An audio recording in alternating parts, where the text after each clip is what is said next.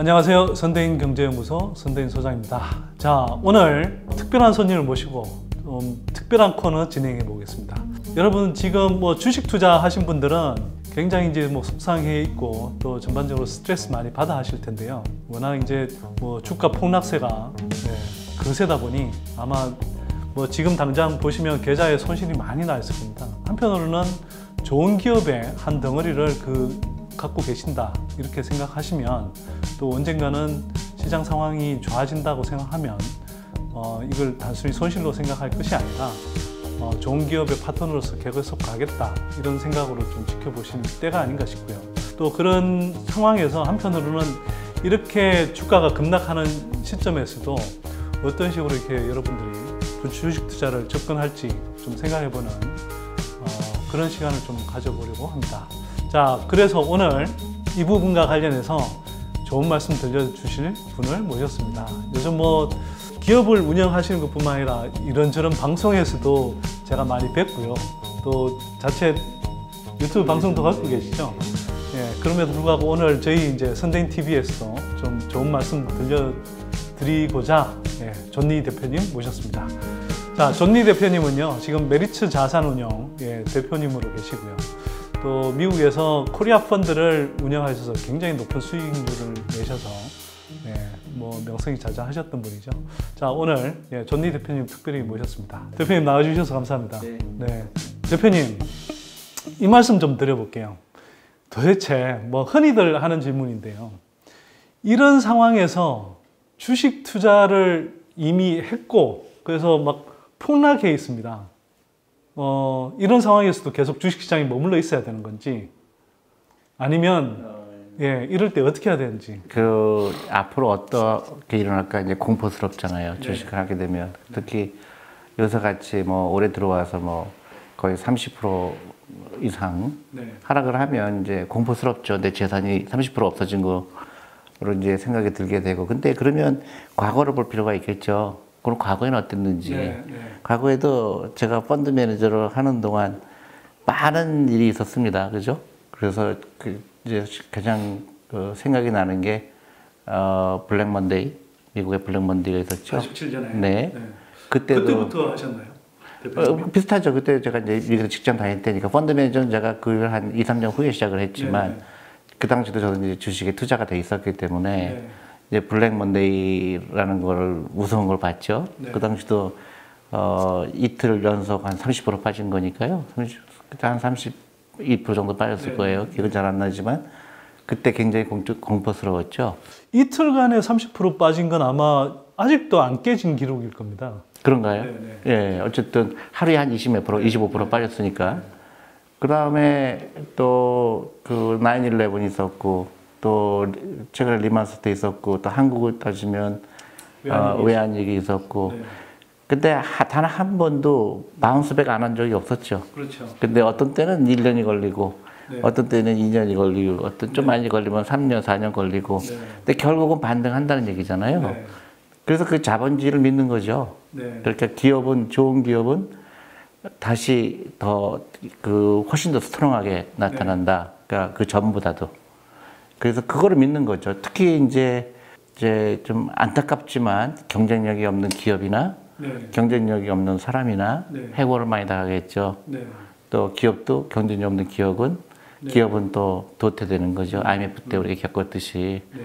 그런 과정을 겪는 그게 항상 그런 과정이 있었지만 결국은 다시 더 스트롱하게 돌아온다는 그 자본주의 믿음이죠. 그러면 지금도 똑같이 그런 과정이라고 생각하면은 그렇게 두려울 건 없는 거죠. 근데 다만 올 때마다 또 다른 방법으로 돌아오죠.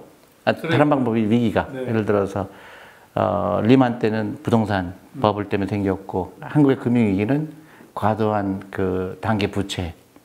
근데 이번에는 또 바이러스 때문에 생긴 거니까 사람들이 익숙하지 않은 거예요. 그래서 이번에 생기는 위기는 전과 없이 이건 스트롱하다.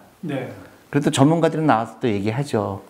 우리가 옛날에 보지 못한 게 나오기 때문에 이거는 훨씬 더 오래 갈 것이다. 아니면 이거는 상상할 수 없을 될 거다. 또 어떤 경우는 전 인류의 2%가 죽을 거다. 60%가 감염이 될 거다. 뭐 굉장히 공포스럽죠. 그러니까 그 생길 때마다 그 공포가 그 전문가들이 나와서 그 공포를 부추기죠. 특히 미디어는 이번에는 틀리다. 맘 놓지 말아라. 이거는 큰일 났다. 근데 그거 별로 도움이 안 되는 얘기들이죠. 네. 그러니까 다시 한번 돌아서게 되고 이제 제가 이제 한국에 와서 항상 얘기하는 게 우리가 정말로 이런 식으로 라이프 스타일을 살면 노후 준비 안 된다. 계속 얘기해왔잖아요. 돈이 중요하고 자본주의가 중요하고. 근데 그런 계기가 된 거는 좋은 것 같아요. 이런 경제 위기가 오면 대부분의 사람들이 충격을 받잖아요. 그 페인을 느끼죠. 그러니까 돈이 중요하다는 걸 깨닫게 되고. 네. 근데 주식 투자라는 거는 옛날에는 하면 안 된다고 생각했는데, maybe 지금 가격이 저렇게 싸졌다는데 관심 가볼 만하죠. 그죠? 네네. 그래서 그런 건 굉장히 좋은 사이드예요. 그러면 기존에 투자한 사람들은 그러면 내가 이거 알았으면 미리 팔아놨다가 현금이 생기면 다 샀으면 좋았을 텐데 굉장히 어떻게 보면 쓸데없는 얘기죠. 그걸 알면은 사실은 신에 가까운 건데 아직도 너무나 많은 사람들이 그렇게 하는 걸 투자라고 믿고 있죠. 사실은 뭐 저도 이제 주식 투자 비중이 상당히 좀 뭐 많은 편이거든요. 일반적인 개인들에 비하면 특히 이제 일반적인 한국 사람들에 비하면 주식 투자 비중이 상당히 많은 편인데 당장에 이제 뭐 계좌만 쳐다보면 뭐 한숨 나올 정도로 저도 손실률이 크죠. 그전에 수익을 꽤 많이 냈던 사람인데도 불구하고 저도 이렇습니다. 저라고 이제 속상하지 않은 거 아닌데 단기적으로는 좋은 기업에 한 덩어리를 갖고 있다 그러면 그게 이 표시되는 따라붙는 꼬리표, 가격표가 잠깐 달라지는 것일 뿐이지 그 가치가 달라지는 건 아니다. 예, 이렇게 생각하면 시장이 회복되면 그리고 시장이 회복됐을 때 이 살아난 기업들은 훨씬 더 강하게 반등하는 경우들이 있기 때문에. 예. 그 한국에서 주식 투자 왜 하세요? 그러면 대부분 빨리 부자 되고 싶어서 그래요. 빨리 그 한몫 챙기고 싶어서 그래요. 대부분의 사람들이 그걸 주식 투자하는 이유를 하기 때문에 불안한 거거든요. 근데 나는 노후 준비하려고 하는 거니까 내가 지금 나이가 45이니까 시운이니까 앞으로 나 은퇴하려면 한 15년 남았으니까 그때야 뭐 엄청나게 달라지겠지. 그러면 지금 가격이 싸진 거를 그렇게 나쁘게 생각할 게 없는 게 더 싸게 살 수 있는 기회를 주니까요. 네. 그렇게 편안하게 생각할 필요가 있는 거죠. 그게 또 내가 그냥 뭐 안심하려고 그러는 게 아니라 저는 그렇게 믿고 저도 마찬가지로 개인적으로 펀드에 투자가 많이 돼 있죠. 저도 마찬가지로. 근데 저는 그렇게 걱정이 안 돼요. 특히 이제 우리 애들이 계속 펀드를 사고 있기 때문에 우리 애들은 좋겠네. 더 싸게 살 수 있으니까. 그러면 그렇게 큰 문제가 되는 건 아니죠. 그렇지만 이제 정책적으로 그 일본하고 달라야 된다 한국은. 일본은 주식에 대한 그런 인식이 굉장히 잘못되는 나라고.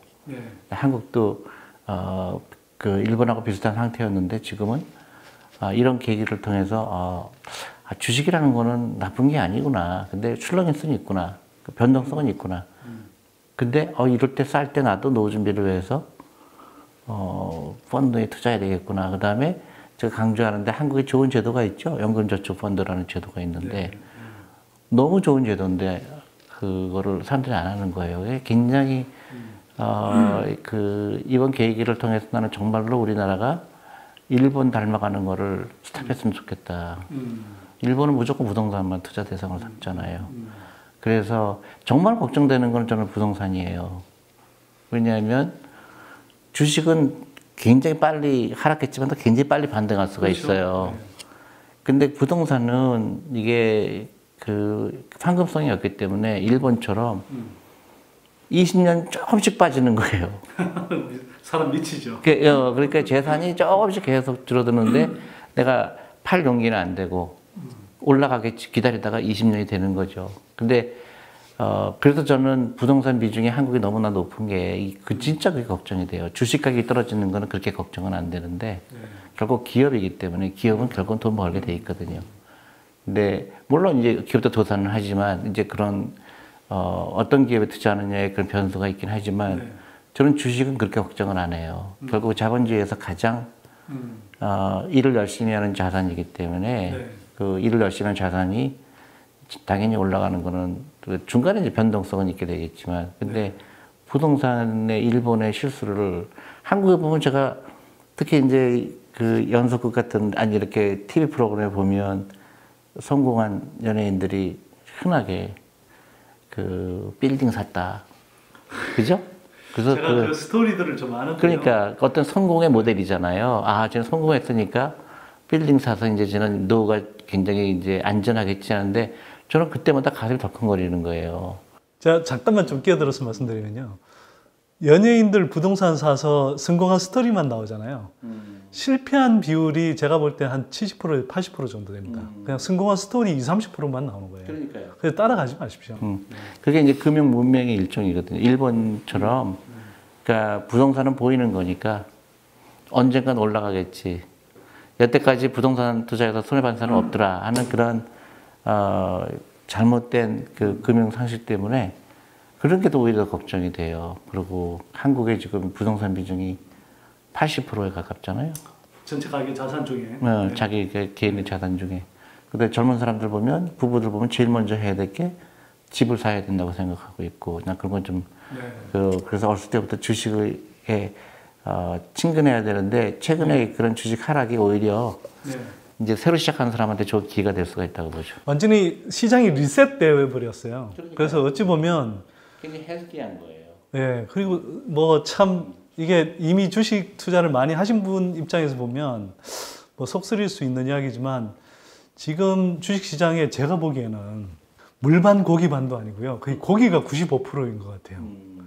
그러니까 예, 망하지 않을 기업만 그냥 투자해도 지금은 그냥 1년 후에는 95% 이상이 다 지금 주가보다는 올라 있을 것 같은. 야. 근데 제가 충분한 지금 자금 여력이 없는 게 좋고 아니죠. 그러니까 그렇게 몰빵하면 안 되니까 어차피 제가 월급의 10%, 수입의 10%, 20% 꾸준하게 하는 게 제일 좋은 방법이죠. 네. 대표님 말씀이 맞고요. 그러면 실제로 최근에 와서 주식 투자를 좀 적극적으로 했던 사람, 또 뭐 저도 마찬가지겠습니다만 주식 투자 비중이 상당히 높은 사람, 이 사람들은 사실 추가적인 어떤 자금 여력이 많지 않은 상황이잖아요. 이런 상황에서는 그러면 어떤 식으로 좀 할 수 있을까요? 뭐 물론 이제 기본적으로는 흔히 말하는 시간의 횡포, 이걸 뭐 견디면은 다 뭐 시장은 이제 다 회복되면서 이 계좌에 이제 뭐 손실 난 것도 다 복구가 되긴 하겠습니다만, 이 상황에서도 어쨌거나 할 수 있는 최선의 방법은 어떤 것들이 있을까요? 대부분의 경우에 되게 신기한데, 예를 들어서 내가 1억을 투자했다. 근데 1억에 투자했더니 뭐 7천만 원이 됐더라. 그럼 대부분의 사람들이 한숨을 쉬고 딱 스탑을 해버려요. 그러니까요. 그러니까 안타까운 거예요. 이제 저희 펀드에도 제가 이제 주식 투자해야 된다, 연금저축 반드시 해야 된다 얘기하면 맞네요. 저도 해야 되는데 하겠습니다. 했는데 타이밍이 잘못될 수가 있죠. 타이밍 알 수가 없으니까. 근데 만약에 1억 했는데 8천만 원 되면 그때 딱 스탑을 해버려요. 그렇게 되게 거꾸로 돼 있죠. 근데 1억 2천 되면 그때 더 사요. 굉장히 그러니까 그렇게 하면 안 되고 기계적으로 하는 거죠. 내가 여태까지 1억이 투자됐는데 1억이 될 수도 있고 8천만 원이 될 수도 있고 8천만 원이 되건 1억이 되건 꾸준하게 투자하는 거죠. 내 수입의 10%, 15% 프로그램인 거예요. 뭐 달마다 할 수도 있고. 그 다음에 이제 한국에 좋은 제도가 있으니까 연금저축펀드 제도를 반드시 이용해야 되고 세금 혜택 받으니까. 근데 중간에 올라갈 수 있고 내려갈 수도 있어요. 근데 내가 알 수가 없으니까 그것밖에 제일 좋은 그게 제일 좋은 대답이라고 생각해요. 근데 가장 잘못된 어드바이스가 흔히들 얘기하죠. 주식 가격이 더 떨어질 거다. 바닥이 아직 아니다. 저게 유튜브 보면은 아직 바닥이 아니다. 더 기다려라. 그때까지 현금을 갖고 있어라. 최악의 그 어드바이스예요. 저도 사실 그런 이야기 많이 했는데요. 근데 그거는 지극히 무책임한 거예요. 왜냐하면 그럴듯하죠. 그럴듯해요. 부자 되려면 주식 싸게 사라. 그래서 기다려서 비싸게 팔아라. 누구나 할 수 있는 얘기지만 할 수가 없는 걸 가르치는 거예요. 만약 그걸 안다면 내가 세계에서 제일 큰 부자가 될 수가 있죠. 기업에 투자가 하는데 그 변동성을 맞출 수가 없다. 변동성을 맞출 수 있는 건 하나도 없다. 다만 자본주의를 믿는 거죠. 자본주의는 기업의 가치가 계속 돈을 버는 한 올라갈 것이다. 거기에 가격이 그 기업의 가치에 수렴할 것이다. 10년 전에 이 회사의 그 매출액과 지금의 매출액을 보면 정확히 5배예요. 네. 그래서 주식 가격은 똑같은 거예요. 그때는 굉장히 흥분되는 거잖아요. 그럼요. 그렇죠. 네, 네. 그렇게 하는 거지. 그 시장을 보는 거예요. 대부분의 사람들 시장을 봐요. 아, 시장에 더 빠질 것 같다.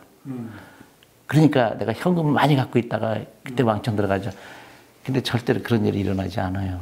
대표님의 그 취지나 말씀은 이 부분에서 이제 제가 대체로 동의는 하고요. 근데 이렇더라고요. 저희 같은 경우도 연구소 회원들한테 뭐 거시 경제에 관한 흐름 이런 것들을 좀 알려드리기도 하지만 좋은 뭐 주식에 대해서 이제 소개도 하거든요. 그러면 이제 실제로 저희 연구소 회원들 중에도 이제 그래서 주식 투자를 시작하신 분들이 많은데 이분들은 현실적으로는 뭐냐면 주식 투자를 했는데 사실 많지 않잖아요. 근데 들어왔는데 이제 추가적인 자금은 많이 없는 거죠. 아니, 자금을 네. 계속 만들어야죠. 아니, 그러니까 그게 길게 보면은 당연히 이제 그런 걸로 가는데 상황은 이게 이제 몇 주 만에 확 무너졌잖아요. 예, 근데 그거는 상관없어요. 그래서 저는 이런 그런 것 때문에 내 그 투자 철학이 바뀌면 골치 아프죠. 근데 제가 미국에서 일할 때도 네.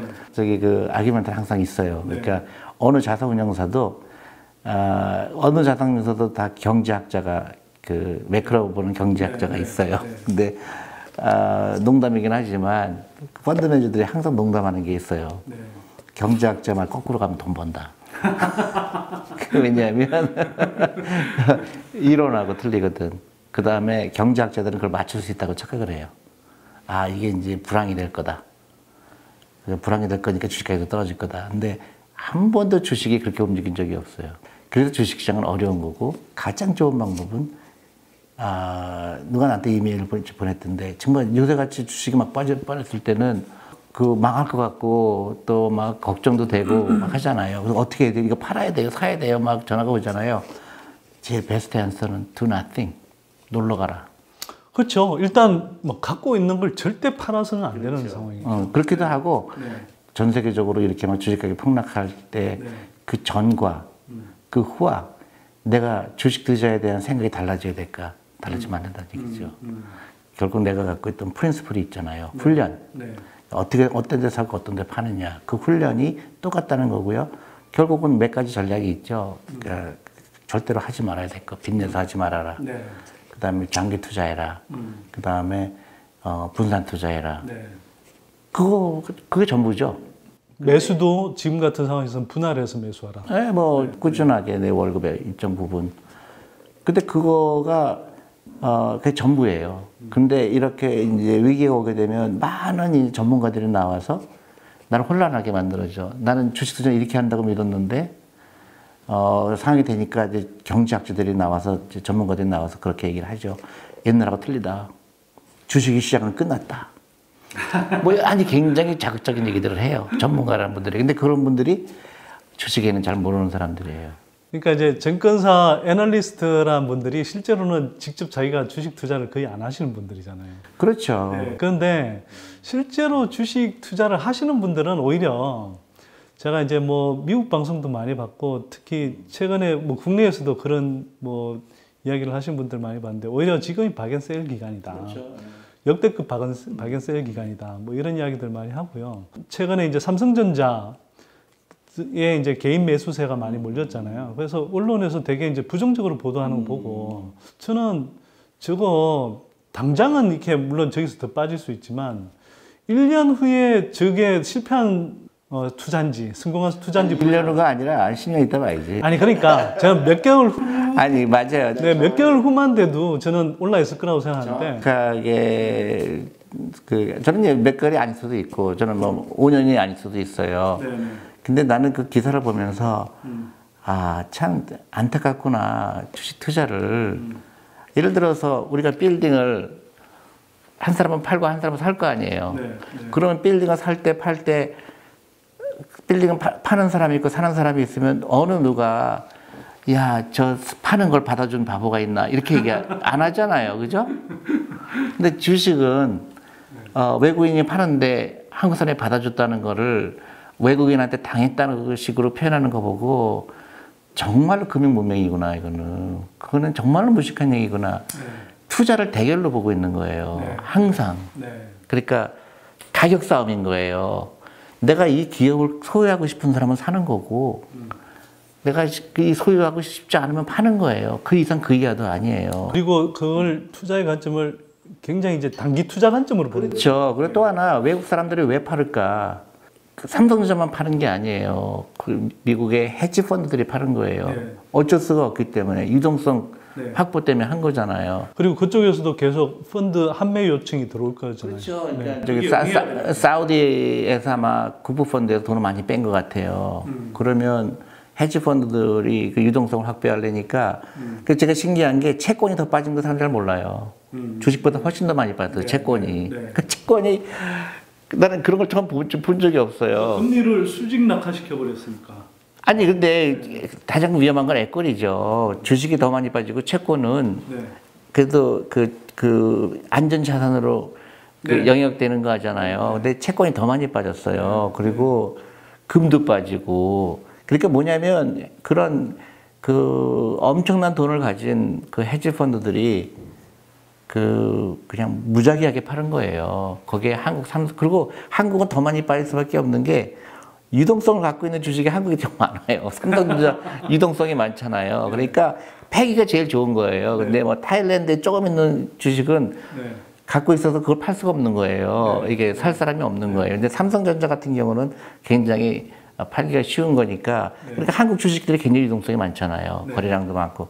그러니까 더 많이 빠진 거 이유가 되고. 근데 지극히 단기적인 거예요. 네. 근데 그거를 뭐 외국 사람이 하는 걸 한국에 받쳐줬다. 그런 대결의 시각으로 보는 게 너무 안타까운 거예요. 아, 주식이라는 걸 전혀 뭐 이해하지 못하는구나. 네. 그리고 한국 사람이 한국 주식을 사는 게 뭐가 문제가 되죠? 그래서 그런 게 네. 참 안타까워요. 그러면서 이제 외국 사람이 돈을 벌어가면 또 외국 자본 돈 벌어간다 그러고. 그래서 이 미디어가 굉장히 심각해요. 특히 금융부문에서는 정확하게 그 해석을 하고 정확하게 그 어떻게 투자가 돼야 되고 하는 게 없으니까 제가 볼 때 한국이 금융 문맹률이 일본하고 비슷하게 높은 이유가 그런 거예요. 그 주식에 대한 이해도가 너무 부족해요. 네. 그러니까 주식을 어떻게 보면 돈 놓고 돈 먹기 게임 정도 또는 그렇죠. 심지어는 뭐 사기판 뭐 이런 식으로 자꾸 이제 좀 생각을 하는 것 같아요. 그리고 이제 주식 투자를 하는 게 뭐 좋은 기업의 파트너로서 동행한다 뭐 이런 느낌보다는 그냥 이제 누구한테 들었어. 이거 좋대. 그러니까 이거 설계돼서 이제 그냥 사고. 그러다가 그런 게 사실은 자기가 스스로 스터디하고 그 기업을 알고서 투자한 게 아니기 때문에 너무 주식 투자는 흥분되는 일이에요. 네. 내가 내 자본이 일한다는 거, 그다음에 내가 일찍부터 투자해서 그 기업이 나의 노를 위해서 일한다는 거. 너무너무 그 자본주의에 사실은 주식시장이라는 걸 만든 인간의 그런 그 아이디어가 사실 굉장히 존경스러운 거거든요. 네, 네. 기업을 상장시킨다는 아이디어, 그다음에 그 상장된 주식을 거래하기 위해서 주식 거래 시장이 있다는 거, 네, 네. 그것도 또 인터넷으로 거래된다는 거, 너무너무 좋은 그런 인간의 그 아이디어인데 한국하고 일본에 오니까 도박판으로 변한 것 뿐이에요. 그러니까 어렸을 때부터 아이들한테 가르쳐주고 제가 너무 놀란 게 그 나스닥에 그 상장되는 기업의 숫자가요. 미국 기업이 당연히 숫자가 1등이고 네. 2등이 중국 기업이고 네. 세 번째가 이스라엘이에요. 네. 그 조그만 나라. 너무너무 부러운 거예요. 한국도 우리 아이들이 젊은 세대들이 창업을 해갖고 나스닥에 상장시키고 해야 되는데 한국하고 일본만 빵이잖아요. 근데 한국이 조금 낫죠, 일본보다는. 그래서 이런 경제 위기가 오면서 돈의 중요성을 깨닫게 되면서 이제 사람들이 생각이 좀 바뀌었으면 해요. 주식은 오래 하는 거고 네. 누구나 해야 되고 노후 준비하기 위해서 월급쟁이들은 반드시 해야 되고 네. 그래서 한국 정부가 만든 것 굉장히 좋은 제도가 연금저축펀드라는 제도가 있다는 거. 네.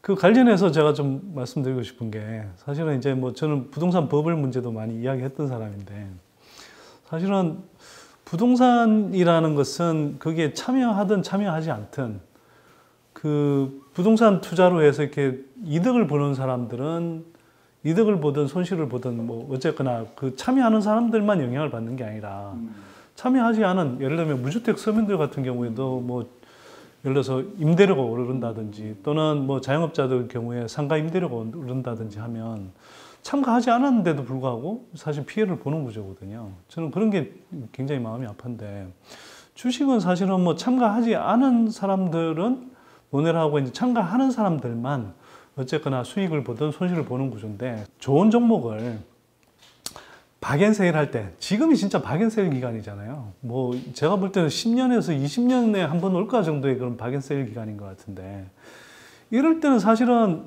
많은 분들이 리스크가 되게 높아져 있다고 생각하는데 거꾸로 보면 예를 들어서 1년 후에 지금 주가보다 높을까 낮을까라는 관점에서 보면 지금처럼 리스크 없이 편하게 투자할 수 있는 구간이 잘 없는 것 같아요. 구간이라고 표현해야 될까? 근데 이제 사람들이 그렇게 행동을 못하는 이유는 네. 그게 그 위기가 단기간에 끝나지 않을 거라는 생각도 있을 수가 있고요. 네. 더 근본적인 거는 리스크가 뭔지를 잘 사람들이 네. 정의를 잘 내리지 못해서 그래요. 네. 리스크라는 거는 내가 지금 어떤 주식을 샀는데 오랫동안 투자했는데 예를 들면 5년, 10년 동안 투자했는데 예를 들어 내가 1억을 투자했는데 저게 그 1억이 5천만 원이 된 거죠. 그럼 리스크죠. 내가 20년, 10년이라는 시간을 줬는데도 불구하고 돈을 벌지 못, 그건 리스크죠. 근데 내가 20년 투자하려고 그랬는데 가격이 어떤 여러 가지 외부 변수에 의해서 가격이 변한 거는 변동성이잖아요. 네. 변동성은 내가 방법이 없어요. 내가 바이러스가 생겼지 않았나요? 그거를 맞추려고 하는 노력은 사람들이 굉장히 잘못된 생각이게 그 변동성을 위험이라고 착각을 해요. 그러니까 10,000원 주고 샀는데 8,000원 되면 손절매를 해요. 너무너무 이해가 안 가는 거예요. 제가 그런 유튜브 올렸다가 악플이 너무 많이 달았어요. 저희가 많이 달리면 어떡하지? 그 손절매 네. 그런 게 한국은 맞지 않다. 한국은 근데 그렇지 않거든요. 주식이 내가 살 때 이 기업의 가치를 보고 이 기업이 계속 돈을 벌 거라고 생각을 하고 이 기업이 갖고 있는 경쟁력은 5년, 10년 후에는 지금보다 훨씬 더 큰 회사가 될 거라고 생각하니까 산 거 아니에요. 근데 중간에는 가격이 변하는 거예요. 내가 컨트롤할 수 없는 거죠. 근데 내 생각대로 10년 기다렸더니 정말 회사가 커졌더라. 네. 그러면 내가 그 열매를 같이 공유하는 거죠. 굉장히 간단한 건데 사람들이 그걸 생각 못 하니까 단기간에 가격을 맞추려고 그러니까 얼마나 힘들어요. 네. 네. 자기가 맞출 수 없는 걸 하려니까 너무 힘들죠. 그러니까 주식하고서는 막 10% 빠지면 잠을 못 자고 막. 근데 그거는 지극히 잘못된 투자 방법이죠. 회사 직원이 일을 해야지 자기가 일하는 게 아니지. 네. 근데 아직도 전문가라고 생각하시는 분들도 그렇게 얘기를 해요. 20% 벌면 도망가라, 팔아서. 20% 네. 특히 20% 떨어지면 손절매해라. 대부분 그렇게 교육을 받아요. 그러니까 돈을 벌 수가 없는 거예요. 그러니까 주식은 단기간에 올라가고 내려가는 거가 아니라 내가 10년, 20년 기다렸더니 5배 되기도 하고 10배 되기도 하고 100배 되기도 하고. 그래서 투자가 예를 들어서 아이들한테 맥도날드를 만약에 20년 전에 맥도날드 주식을 사줬다 그러면 엄청나게 부자가 된 것처럼 디즈니랜드도 마찬가지고 넷플릭스도 마찬가지고 그런 걸 가르쳐야 되는데 아직은 그런 그렇게 말하는 사람이 많지가 않아요, 한국이. 자, 그렇게 되려면 전제는 두 가지인 것 같습니다. 첫 번째, 일단 자기가 잘 알고 사야 된다. 그러니까 모르면은 사람들이 불안해 하더라고요. 그렇죠. 그러니까 모르면 이게 그냥 내가 좋은 기업을 샀는데 그리고 3년 후에 내가 한 지금보다 2배 오를 수 있는 그런 종목을 샀다고 생각하면 중간에 이게 떨어지더라도 불안해하지 않고 그냥 갖고 있을 수가 있는데 네, 더 사죠. 그리고 진짜로. 근데 많은 분들이 잘 모르고 사니까 이게 떨어지면 내가 뭐 엉뚱한 걸 샀나 보다. 그리고 10%, 20%, 심지어 30% 되면 이제 손나버리더라고요. 그렇죠. 그리고는 이제 다시는 주식 투자 안 해야지 이러고 돌아오고 그러니까 돌아서고 그러다가 시장 상황 좀 좋아지면은 사람들이 와와 할 때 이제 하는데 그때는 또 이 그렇죠. 주가가 많이 올라 있을 때잖아요. 아니 그렇기도 하고 저는 한국에서 제일 깜짝 놀라는 게 그런 거예요. 그러니까 테마주라고 그러잖아요. 그러니까 뭐 대통령 누가 나갈 것 같다. 근데 저 사람이 대통령하고 친하다. 근데 그것 때문에 오르는 거가 있는 경우가 굉장히 흔한데 저는 깜짝 놀라는 게 그런 거 보면서 한국이 굉장히 이상한 나라가 됐구나. 그 내가 대통령하고 그 기업의 경영자가 대통령하고 친하니까 어떤 혜택을 볼 수 있을 거라는 암묵적인 부패에 동의하는 거죠. 그것 때문에 주식이 올라가고 거기에 사람들이 동요되는 거 보고 굉장히 이중적이구나. 굉장히 깨끗한 거를 요구하면서 자기 스스로는 그런 부정한 거를 통해서 돈을 벌고 싶은 그런 게 있구나. 굉장히 신기해요. 미국은 거꾸로 기업을 하는데 이 사람이 정치에 관심이 있다 그러면 주가가 폭락하죠. 아니 그러니까 이게 더 이상 기업에 신경 안 쓸 거라고 생각해요. 그러니까 이 사람은 지금 기업을 경영해야 되는데 정치를 기웃기웃한다고 생각하면 그러니까 기업을 보려고 하지 않고 그런 이벤트성의 그런 뭐 테마라든가 이런 거. 근데 그런 걸 또 증권에서 직원들이 또 하거든요. 전반적으로 그 주식에 보는 눈이 너무너무 낮은 거예요. 그래서 그런 거는 지속적인 교육을 통하고 많은 유튜버들도 주식 투자성에 대해서 얘기하고 정식으로 얘기하고 그 주식 투자는 무조건 해야 된다. 그러니까 노후 준비를 위해서 주식 투자를 하지 않고 노후 준비하는 건 불가능하다. 그리고 주식을 통해서 세상을 바꿀 수가 있어요. 지금 미국이나 이런 데 보면 기업의 문화를 바꾸게 하잖아요. 예를 들면 어떻게 바꾸나요? 그러니까 예를 들어서 저희가 한국에서 지금 여성 펀드 만들었어요. 그래서 저희라는 건 메리츠 자산운용에서? 네, 자산운용에서 메리츠 우먼 펀드를 만들었어요. 그게 뭐냐면 아무리 여성의 그런 중요성을 얘기하고 해야 된다. 미국도 마찬가지예요. 뭐 인종차별하지 마라. 소수를 중요시해라.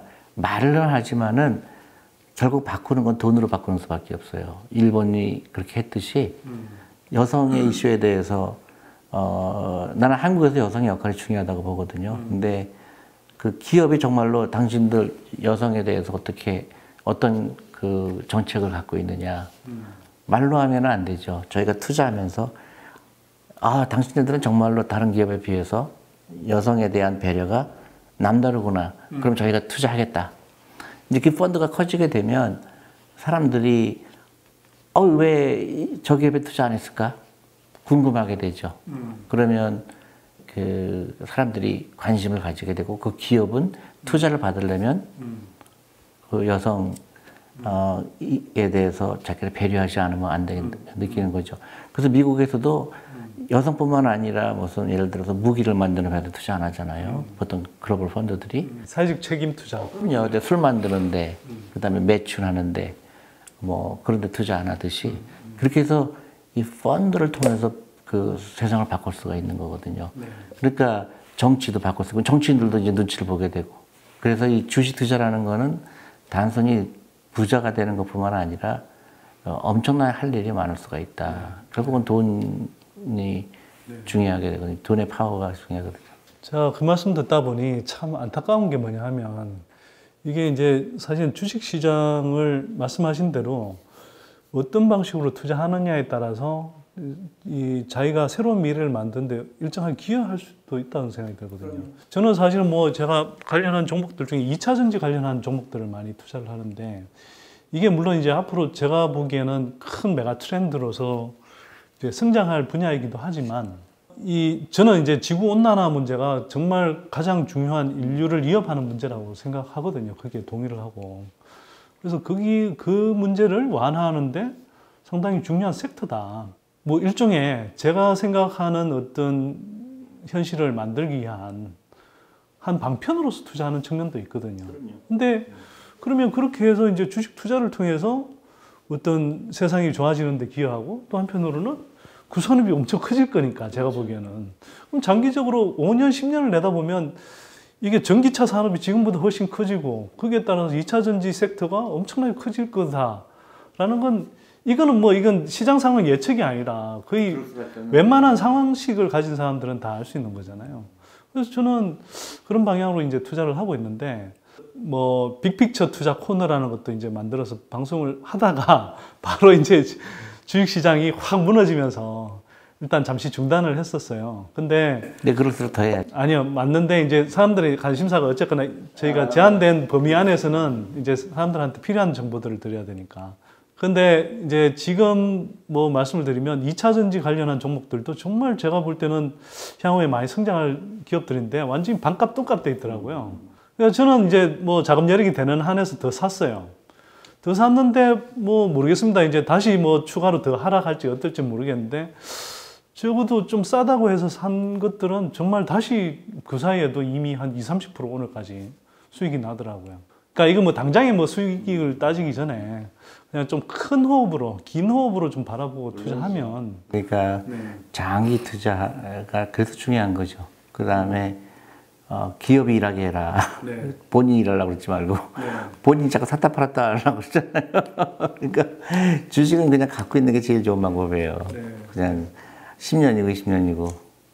그리고 대표님 아까 말씀하신 게 이제 빚내서 투자하지 말라는 의미도 사실은 그거하고 연결돼 있다고 봐야겠죠. 왜냐하면 내가 계속 이자를 갚아야 되는데 예를 들어서 이렇게 막 시장이 축렁일 때는 이제 반대 매매도 나가잖아요.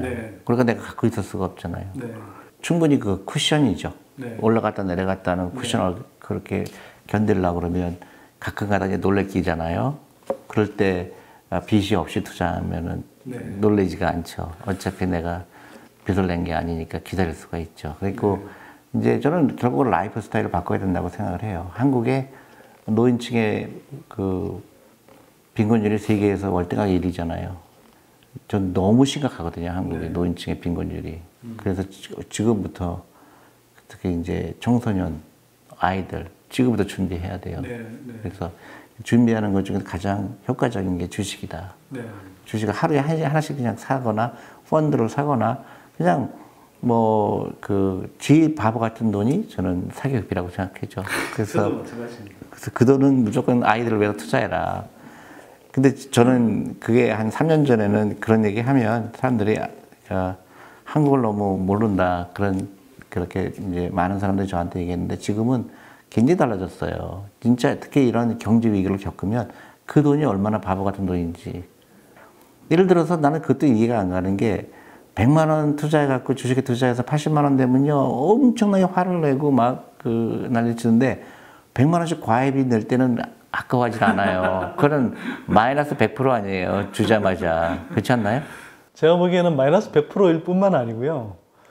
아이들을 더 똑똑하게 만드는 게 아니라 대체로는 아이들을 사실은 오히려 우리가 흔히 이야기하는 4차 산업혁명 시대에 바보로 만드는 기계들과 경쟁해야 되는 시기에는 사람이 기계와 차별화돼야 되는데 기계처럼 만드는 거거든요. 정말 그야말로 최악의 저는 선택이라고 생각합니다. 근데 이렇게 이야기하면 한국에서는 이상한 사람 취급당해요. 아니 근데 그래도 얘기해 줘야 돼요. 내가 왜냐면 너무 걱정이 돼서 그 사람들이. 예를 들어서 내가 연봉이 10억인 사람이 한 달에 100만 원, 200만 원 아이들 사기업비 쓰는 거는 그렇게 문제가 안 돼요. 어차피 연봉이 10억이면 그 사람 부자니까. 근데 연봉이 5천만 원 사람이 100만 원씩 쓰는 거는 너무 마음이 아파요. 그 아까운 돈을 돈 일하게 해야 되는데 돈을 쓰레기통에다 갖다 버리는 행동이거든요. 그럼 그 아이가 뭐 좋은 대학교 나온다 치더라도 그 경제적 손실을 메꿀 수는 없거든요. 아무리 취직을 잘해도. 근데 그런 계산을 못 하는 거예요. 왜냐? 아무도 안 가르쳐 준 거예요. 그리고 옆집 따라 하는 거예요. 어떻게 되겠지? 우리 애가 공부 잘하면 다 온 집안이 일어나겠지. 천만의 말씀이잖아요. 오히려 거꾸로지.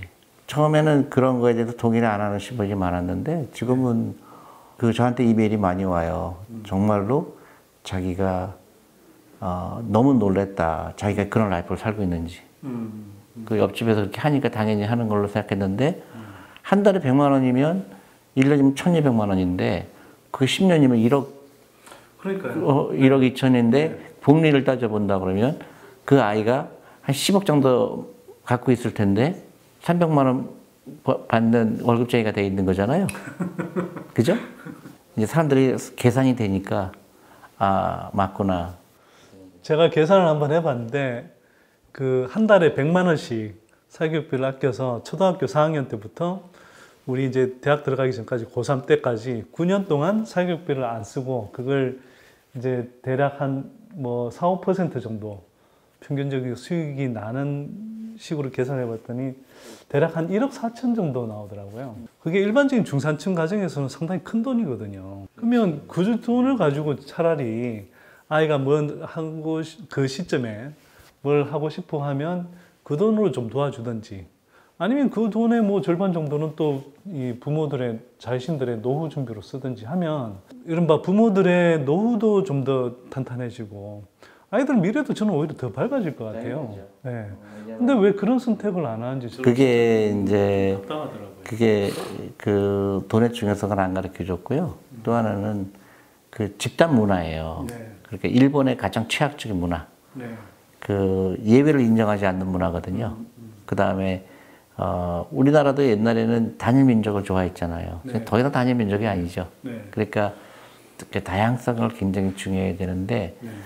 저는 일본은 최악이라고 보고, 저는 아직도 일본에 가면서 느끼는 건 일본은 희망이 없는 나라라고 저는 결론을 내릴 수밖에 없어요. 많은 분들이 그렇게 진단하시더라고요. 아니, 저는 너무 놀랐어요. 일본 젊은 사람들의 생각을 물어보면 네. 정말로 어떤 뭘 해보겠다는 게 없어, 젊은 사람들이. 심지어는 그 장래에 뭐 하고 싶냐 물어보면 생각해보지 않았다.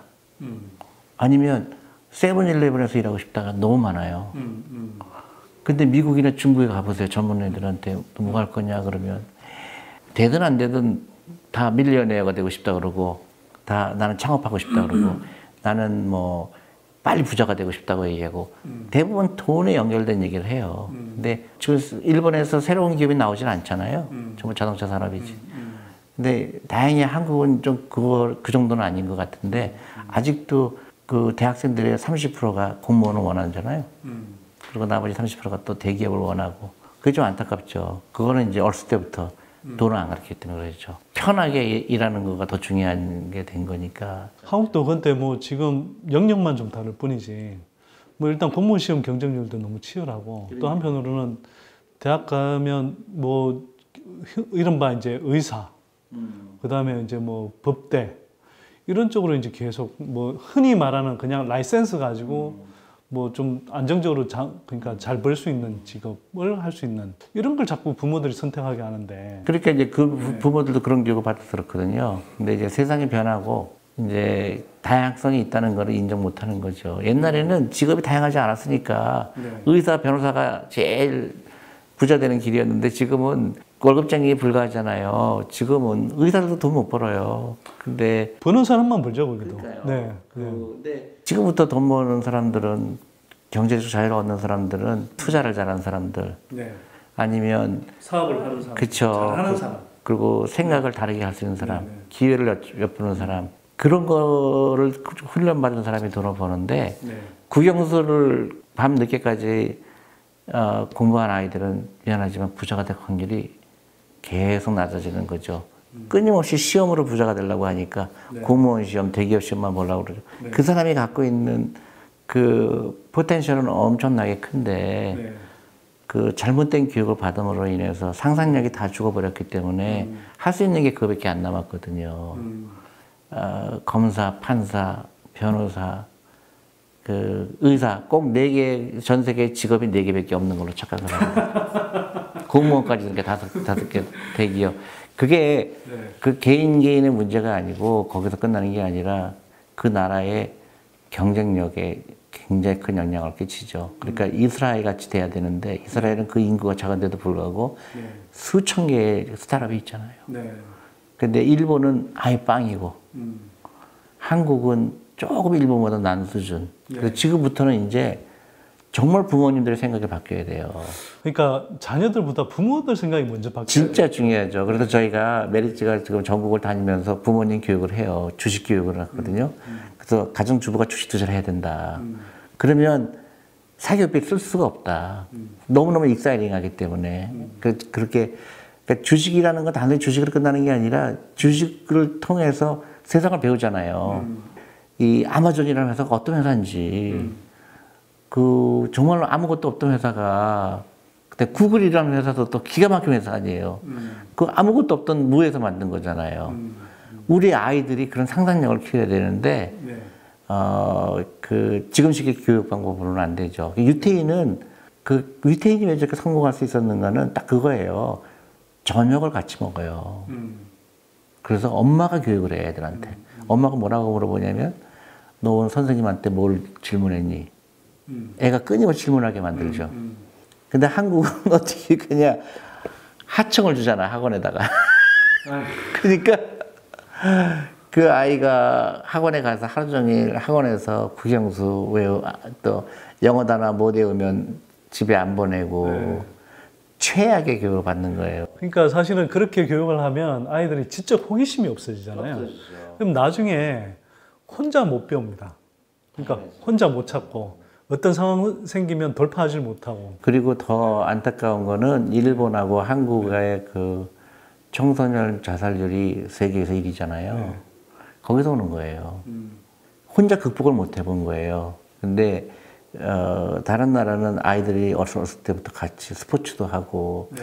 같이 캠핑도 가고 그래서 서로 도움을 주는 거를 어렸을 때도 하고 네. 그래서 이 친구가 어려우면 그 친구도 도와주려고 하고 그런 게 자연스러운데 한국은 어렸을 때부터 옆에 애가 너의 그 적이라고 가르친 거예요. 네. 경쟁자라고 가르치니까 어렸을 때부터 굉장히 그 세상 사는 게 재밌지가 않은 거예요.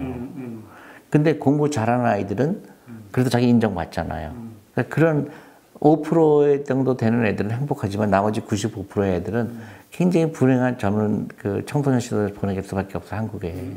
그리고 학원에 얼마나 가기 싫겠어요, 공부 못하는 아이들은. 공부 못하는 게 문제가 아니라 걔는 공부 못하는 게 아니라 다른 걸 더 잘하는 것 뿐이에요. 그러니까 근데 거기다 돈까지 쓰잖아요. 예. 그 부모님의 노후 준비할 돈을 가지고 쓰니까 뒤죽박죽이 된 거예요. 뭐 주식 이야기 하다가 이제 교육 이야기로 하는데 저는 다 연결돼. 그러니까요. 저도 분열이 돼 있다고 생각하지 않고요. 우리 아이들의 미래를 어떻게 만드느냐에 관한 문제고 우리가 부모 세대가 어떻게 노후 준비를 하느냐 하는 문제하고도 다 연결돼 있다고 생각합니다. 다 연결돼 있어요? 네. 그래서 이제 교육관 자체를 바꾸는 게 되게 중요하다는 말씀을 이제 존리 대표님께서 하고 계신 겁니다. 그래서 이제 뭐 주식 투자 이야기로 했는데 왜 교육 이야기로 계속 가고 있냐? 왜냐면 그거는 시청자들이 그런 의문을 품으실까봐 제가 이제 말씀을 드린 거예요. 아니요, 결국은 그거예요. 네. 내가 주식 투자는 반드시 해야 된다. 애들 계좌를 열어라. 네. 애들한테 투자하게 해라. 그건 무조건이다. 네. 왜냐면 애들은 투자 기간이 길기 때문에 장기 투자할수록 유리하니까. 네. 근데 나는 돈이 없다. 우리는 대부분 그런 대답이잖아요. 네. 돈 많다. 사교육비를 당장 끊고 아이들한테 투자를 해주고 아이들이 스스로 기업도 고르게 하고 펀드도 고르게 하고 애들을 놀리라 이거예요. 그러면 그 아이는 행복하잖아요. 공부 못해도 상관없다. 숙제만 해가면 된다. 그리고 대신에 그 아이는 부자가 될 거 아니냐. 간단하죠. 그러면 저는 대한민국 엄청난 나라가 돼요. 지금 보세요. 이번 바이러스 이런 거 하는 거 보면서 한국은 무지하게 경쟁력 있는 나라예요. 근데 스스로 모를 뿐이에요. 그러니까요. 한국은 참 제가 이번에도 보면서 많이 느낀 건데 한국은 그래도 진짜 참 가능성이 많이 있는 나라다 이런 생각을 좀 많이 했어요. 근데 부모님들이 이제 우리가 뭐 비유를 하자면 이렇습니다. 운전을 할 때 사이드 미러 보면서 이 뒤를 보면서 운전하지 않잖아요. 물론 가끔 뒤를 보기도 하고 해야 되지만 대부분은 그냥 전방을 주시하면서 운전해야 되는 거잖아요. 근데 많은 부모님들이 아직도 발 아래를 내려다보면서 또는 그냥 운전할 때 사이드 미러를 보면서 운전하는 것 같아요. 여전히 부동산에 몰빵하고 아이들 사교육 많이 시키면 된다고 생각하고. 근데 정말 미래가 어떤 방향으로 흘러가는지를 잘 보고 있으면 사실 그렇게 뭐 부동산에 계속 몰빵하고 또 자녀들 사교육으로 이렇게 내몰고 하는 선택은 저는 안 할 거라고 생각하거든요. 그래서 이런 금융위기가 올 때마다 사람들의 생각이 바뀌는 계기가 돼요. 그러니까 IMF 때, 야, 은행도 망할 수 있다는 걸 깨닫게 됐고, 그 다음에 기업 지배구조의 중요성을 깨닫게 됐거든요. 그러면서 사람들이, 이게 그 회계가 중요하구나 깨닫게. 그 전까지는 아무리 얘기해도 기업의 투명성이 중요하다고 그래도 웃기고 있네 그랬는데, 이 IMF 때 은행들이 망하고 기업들이 망하는 거 보면서 투명성이 중요하다는 걸 깨닫게 됐고요. 네. 그 미국에서 9/11이 일어나서 사람들이 뭘 느꼈냐면 그 패밀리의 중요성을 느끼게 됐고 그래서 이혼율이 확 줄었고 네. 또 그래서 저는 이번 계기를 통해서 사람들이 그런 걸 느낀 것 같아요. 돈의 중요성을 많이 느끼는 것 같아요. 주식 계좌가 막 늘어나고 있고 굉장히 좋은 현상이에요. 저는 그 얼마 전에 이런 이야기를 들었는데 최근에 이제 뭐 이른바 이제 그 금융권의 그 대출을 좀 이렇게 뭐 소개해주는 일을 하시는 분을 우연히 뭐 만났어요. 근데 그분 이야기가 그렇더라고요. 요즘 뭐 대출하려는 사람들이 엄청 많다는 거예요. 대출을 하려고 아니면 돈을 꾸려고? 그러니까 받으려고. 왜 그렇대요? 그랬더니 지금이 주식이 너무 싸니까 대출을 받아서 이제 주식 투자를 하겠다는 거예요. 그래서 제가 아니 그래도 대출 받아서 하는 건 좀 위험한데 저도 그 이야기를 했는데 사람들이 어쨌거나 이건 있는 것 같아요. 아 지금 주식 투자하기에 굉장히 좋은 타이밍이구나. 이거는 그래도 느끼는 것 같아요. 그러니까 예전하고 다른데 근데 저도 최근에 알았는데 예전하고 그렇게 다르지도 않더라고요. 왜냐하면 아까 뭐 개인들이 이제 삼성전자 매수하는 거 관련해서 언론에서 이제 상당히 부정적으로 보도했는데 외환위기나 금융위기 때, 외환위기는 제가 잘 모르겠는데 금융위기 때도 보니까 오히려 흔히 말하는 막 주가가 이렇게 막 떨어지고 바닥일 때, 그러니까 지나고 보면 어쨌거나 바닥인 건 알잖아요. 그 바닥일 때 누가 제일 많이 샀냐? 개인들이 제일 많이 샀더라고요. 아, 그랬대요? 예, 저도 이번에 처음 알았습니다. 그래서 저도 이게 좀 잘못 알고 있었는데 보면서 야 이게 개인들의 어떤 감각이라는 게 또 한편으로는 무시할 수 없구나 이런 생각이 좀 들기도 하더라고요. 자 마지막으로요 대표님, 메리츠 자산운용에서 뭐 어쨌거나 여러 가지 펀드들을 지금 좀 운영하고 있지 않습니까? 그러면 그 펀드들에서 주로 좀 이렇게 골라 담는 종목들을 보니까 제가 약간 이제 좀 일정한 어떤 그 주식 종목들의 좀 특성이 있더라고요. 우리가 흔히 이야기하는, 제가 보기에는 그 흔히 이야기하는 그런 좀 가치, 흔히 말하는 가치, 전통적인 가치주 같지 않더라고요, 오히려. 근데 이제 보통 뭐 존니 대표님도 가치 투자자다, 뭐 이렇게 이제 많이들 생각하는데 결국은 이제 좀 거기 펀드에 들어가 있는 그런 종목들을 보면 오히려 되게 성장성을 중시하는 그런 이제 투자를 좀 하는 것 같다 이런 생각이 들고 근데 그렇죠. 물론 이제 가치라는 것도 뭐 자산과 같은 뭐 과거 가치 또는 뭐 현재의 뭐 수익성 또 미래의 성장성 뭐 이런 미래 가치 이런 것들을 다 가치로 아우를 수 있지만 한편으로는 좀 미래 가치에 상대적으로 그러니까 중점을 좀 많이 두는 그런 그렇죠. 종목 선별을 하는 것 같다. 그러니까 그 가치라는 거를 사람들은 굉장히 작은 범위의 가치만 생각해요. 자산 가치만 생각해요. 저는 그렇게 그런데 재미없잖아요. 예를 들어서 철강 업체 자산은 굉장히 많잖아요. 캐시도 많고. 철강 재미없잖아요. 이제는 이제 게임 뭐 아니면 그 아까 2차 전지라든가 아니면 미래 전기 2차라든가 그런 데가 더 부가가치가 있지 않을까요? 저도 그렇게 생각해요. 그게 가치예요. 저는 제가 할 때 그게 가치 중에 여러 가지가 있는데 펀더멘털을 중요시하느냐가 더 중요한 답일 것 같아요. 대부분 한국에서 투자하는 사람들은 그래프 보고 투자해요. 자, 그거의 반대 개념이 가치 투자라고 생각해요. 펀더멘털의 베이스에서 투자한다. 그러니까 운에 맡기지 않는다 우리는.